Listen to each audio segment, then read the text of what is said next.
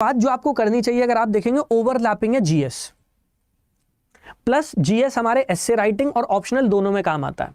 वो इस वजह से ऑप्शनल में जीएस के सारे सब्जेक्ट होते हैं, आप उसमें से कोई एक पिक कर सकते हैं। अब जब आप जीएस पढ़ते हैं तो आपको पता लगेगा आपका इंटरेस्ट कहाँ लाया करता है।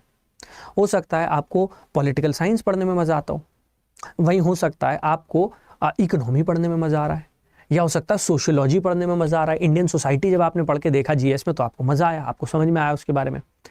ऐसे ही हो सकता है हिस्ट्री, ज्योग्राफी, आपको जिस सब्जेक्ट में सबसे ज्यादा कंफर्ट महसूस होता है, जो सबसे बेहतरीन तरीके से समझ में आता है, जिसमें आपको लगता है जीएस को पढ़ लेते हैं, तो मेरा मानना यह है शुरुआत हमेशा जीएस से कीजिए, बाकी चीजें बाद में आती हैं। करंट अफेयर्स का भी एक इंपॉर्टेंट रोल है, लेकिन करंट अफेयर्स पढ़ना भी तब आप समझेंगे या सीखेंगे जब आप पहले जीएस जो है उस पर ग्रिप बना लेंगे, आप जीएस को समझ लेंगे। तो हमेशा जो अपनी तैयारी की शुरुआत करो वो करो जीएस से, जीएस हमेशा। और ऐसा इस वजह से क्योंकि जीएस इस तैयारी की नींव मानी जाती है। जीएस वो टॉपिक है जिससे ये तैयारी जो है उसमें आप बेहतर कर पाएंगे, बेहतर कर सकते हैं। अब जीएस में शुरुआत कहां से की जाए, ठीक है। अब जीएस में जो आपकी स्टार्टिंग है, आप वो स्टार्टिंग कहां से करें? तो बेटा जीएस में जो स्टार्टिंग है वो आप करो एनसीईआरटीज से, एनसीईआरटीज। और एनसीईआरटीज भी कौन सी वाली? एनसीईआरटी भी आपकी 6ठी से 12वीं क्लास तक की, 6 to 12th क्लास तक की। अब 6 to 12th क्लास तक की, ठीक है, 6 to 12th क्लास तक की आपको कौन सी वाली एनसीईआरटी पढ़नी है मैं वो भी समझा देता हूं।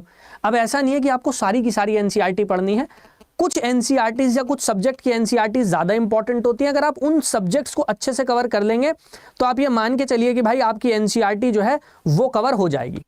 पॉलिटिकल साइंस, हिस्ट्री,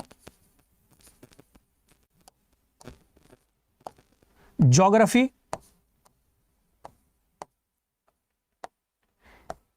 इकोनॉमी और इन्वायरमेंट, ये आपकी तैयारी का कोर होना चाहिए। ये आपकी तैयारी की स्टार्टिंग होनी चाहिए। ये आपकी तैयारी का कोर है बेटा, ये आपकी तैयारी की स्टार्टिंग है। आप जो अपनी तैयारी कर रहे हैं वो हमेशा यहां से शुरू कीजिए। जो मैंने आपको बताया ये सब्जेक्ट्स, ये बेसिकली आपके कोर सब्जेक्ट्स हैं। यही वो सब्जेक्ट्स हैं जो आपको एक्चुअली तैयारी में आगे लेकर जाएंगे और यही आपकी तैयारी को थोड़ा बेहतर बनाएंगे। 3 सब्जेक्ट जो है ये सबसे इंपॉर्टेंट होते हैं, क्योंकि कहीं ना कहीं बाकी सब्जेक्ट्स की नींव इनसे पड़ जाती है। यूपीएससी में भी ज्यादा क्वेश्चन जो आते हैं वो इनके अराउंड आते हैं, तो आप यहां से ज्यादा शुरू कीजिए। 6 to 12th क्लास तक की एनसीईआरटी, इसमें भी जो 11th 12th की एनसीईआरटी होती है, 11th और 12th